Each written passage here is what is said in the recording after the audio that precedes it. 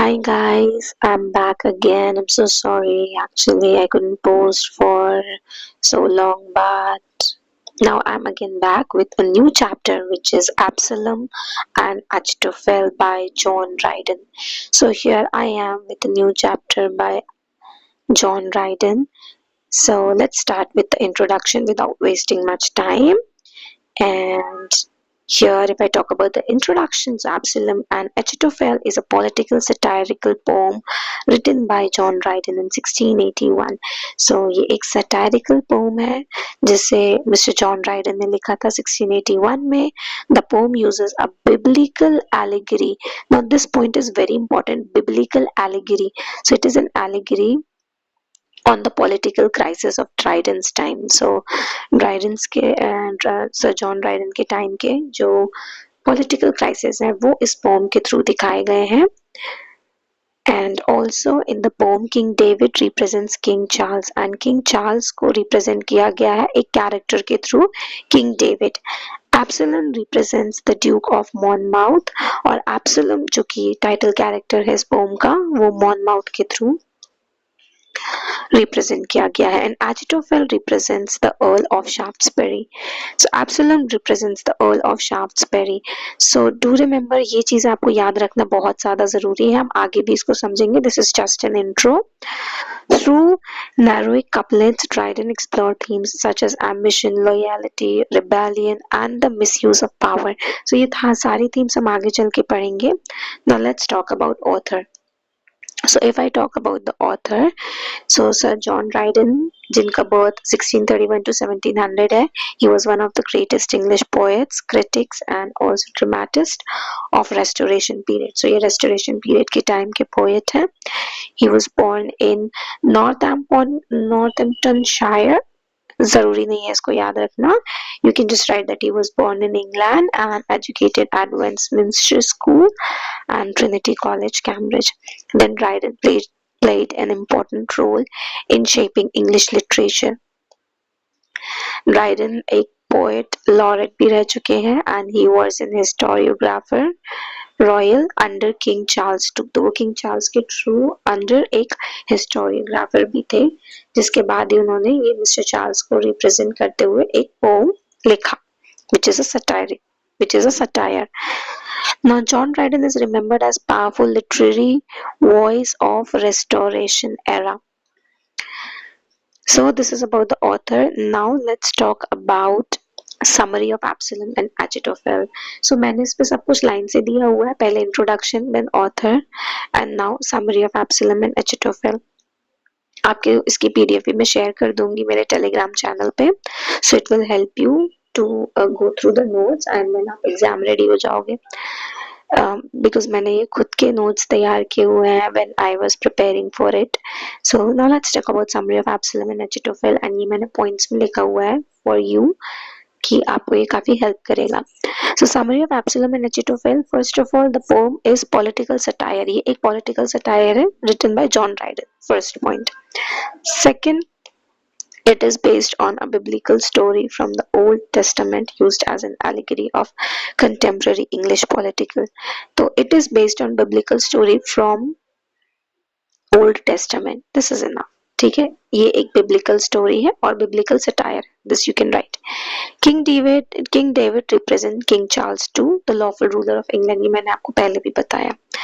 एब्सलोम David's handsome and popular son represents Duke of Monmouth जो कि Charles two का illegitimate son है.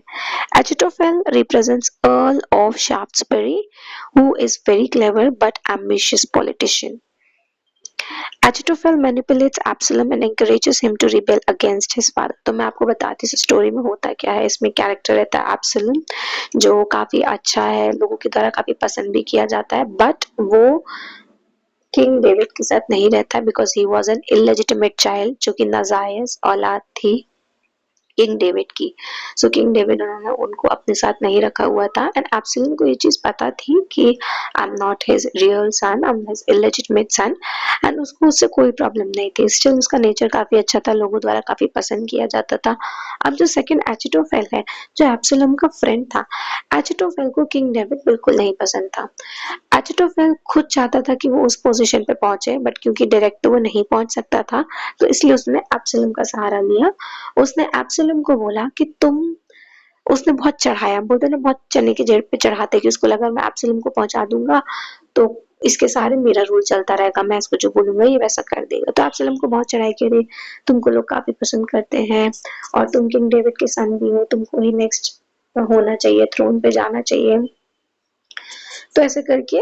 But Absalom जो था उसको ये चीजों से फर्क नहीं पड़ा था। ही वाज लाइक कि नहीं यार, मेरे फादर जो कर रहे हैं सही कर रहे हैं। एब्सलम को उसने बहुत भड़काया कि देखो तुम्हारे फादर तुमको राजा नहीं बना रहे, जबकि उनको तुम्हें राजा बनाना चाहिए। तो ये भड़काने के बाद भी एब्सलम को थोड़ा कहीं माइंड में तो आया कि ठीक है, मे बी मैं लोगों द्वारा पसंद किया जाऊँ, बट स्टिल उसको कहीं ना कहीं वो गिल्ट था कि नहीं यार, मेरे फादर इतने अच्छे हैं, मैं उनके खिलाफ नहीं जाऊंगा। एंड एट लास्ट में यही होता है कि जो किंग डेविड रहता है वो एक आम सभा में सबको बुलाता है और सबको बताता है कि ऐसे भड़काने से या कुछ करने से राजा नहीं चेंज हो जाएगा, राजा की क्वालिटीज राजा में ही रहेंगी। एंड इस तरीके से स्टोरी एंड हो जाती है। तो Dryden criticises corrupt politician who misuse public opinion for personal gain. तो यहाँ पे ड्राइडन ने उन पॉलिटिशियन को, करप्ट पॉलिटिशियंस को क्रिटिसाइज किया है जो अपने गेन के लिए पब्लिक ओपिनियन का मिसयूज करते हैं। The poem supports the idea of legitimate monarchy and loyalty to the king, और वो king की loyalty को भी support करते हैं। So this was the, I can say, summary. Now let's talk about main characters in Absalom and Achitophel। तो आपको इसमें ज्यादा कैरेक्टर है ही नहीं, इसमें आपको सिर्फ दो मेजर कैरेक्टर है, एचिटोफेल एंड एब्सलम। ज्यादा से ज्यादा किंग डेविड, उससे ज्यादा कोई मेजर कैरेक्टर यहाँ पे नहीं है। तो if I talk about Achitophel, तो वो central antagonist of the poem है, we can say villain of the poem, and Earl of Shaftesbury को रिप्रेजेंट करते हैं। क्लेवर है, एम्बिशियस है एंड मैनिपुलेटिव है। He uses persuasive speech to provoke rebellion against the king। वो भड़काते हैं Absalom को। फिर एब्सलम ड्यूक ऑफ मॉनमाउथ को रिप्रेजेंट कर रहे हैं, काफी हैंडसम है, पॉपुलर है एंड एम्बिशियस है। इजीली इन्फ्लुएंस्ड बाय एचिटोफेल, पर वो एचिटोफेल की बातों में इजीली आ जाते हैं। Torn between loyalty to his father and desire for power. तो वो दो चीजों के बीच में लास्ट में कंफ्यूज हो जाते हैं कि मुझे लोगों का नेता बनना चाहिए क्योंकि लोग मुझे काफी पसंद कर रहे हैं, या फिर मुझे अपने फादर के प्रति लॉयल्टी दिखानी चाहिए। फिर आते हैं किंग डेविड, जो चार्ल्स टू को रिप्रेजेंट कर रहे हैं, काफी वाइज, मर्सीफुल और लॉफुल रूलर है, symbol of legitimate monarchy and political stability. तो ये तीन कैरेक्टर ही मेन है, इसके अलावा हमें जिमरी और बारजिलाई को पढ़ने की कोई जरूरत नहीं है। Now let's talk about themes of Absalom and Achitophel. तो if I talk about themes, political ambition, सबसे पहले तो इसमें पॉलिटिकल एम्बिशन दिखाया गया है, क्योंकि इसमें दिखाया है the poem shows how unchecked ambition leads to conspiracy and disorder. क्योंकि एचिटोफेल की डिजायर थी कि वो पावर में आना चाहता था, और पावर में आने के लिए उसने भड़काने का काम शुरू किया, विच वॉज कम्प्लीटली रॉन्ग।